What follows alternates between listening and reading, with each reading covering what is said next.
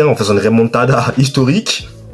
Et là, contre Osasuna, il est à nouveau buteur. Bon, il a un peu de réussite parce que le gardien la prend, mais malheureusement, enfin, il arrête un peu avec sa main, mais malheureusement, le ballon va quand même dans les buts. Donc, le Barça, en fait, dans ce match, j'ai envie de vous dire que tout était fait pour qu'il gagne ce match. La réussite était de leur côté.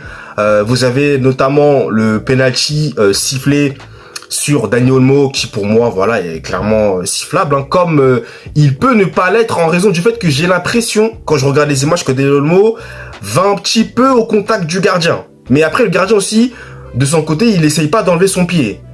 Voilà, donc pour ma part, ça se siffle. Voilà, quand ça siffle pas, mais il n'y a pas de scandale, hein. Il n'y a pas de scandale, voilà. Je tiens à vous prévenir, parce que vous n'en savez jamais, voilà, il y a penalty, il n'y a pas de problème là-dessus. Donc Dani Olmo qui le tire et qui le rate au début. Retenez bien ce que je dis parce que c'est au début, parce que oui, le penalty sera finalement retiré, hein, puisque Herrera, voilà, n'était pas sur la ligne. Donc, quand je vous dis que la réussite était du côté du Barça, c'était le cas. Donc, non seulement Dani Olmo retire le penalty, mais en plus, voilà, il le marque. Hein, donc, ça fait 2-0. Et ensuite, malheureusement pour lui, Dani Olmo, eh bien, il va se blesser. Et encore une fois, Dani Olmo, encore qui est bien trop fragile, ça c'est vraiment dommage.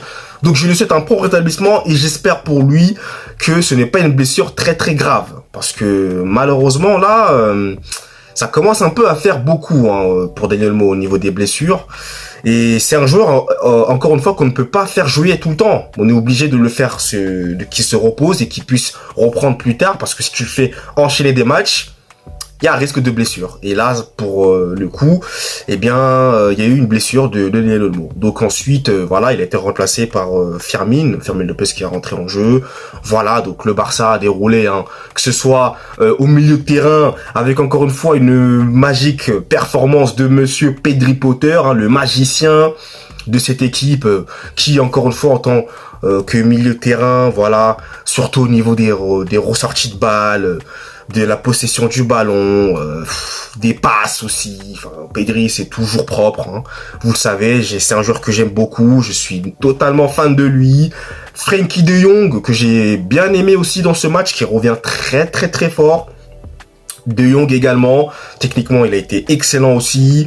Voilà, le milieu a déroulé hein, dans ce match. Défensivement, la force tranquille, monsieur Inigo Martinez, dont on parle pas assez, mais quel joueur! En tout cas, cette saison-là, Inigo, il fait une saison complètement folle. Il est incroyable. Franchement, Inigo Martinez, c'est le défenseur que tu aimes, quoi. Il est rassurant. Il est intelligent. Il a ce petit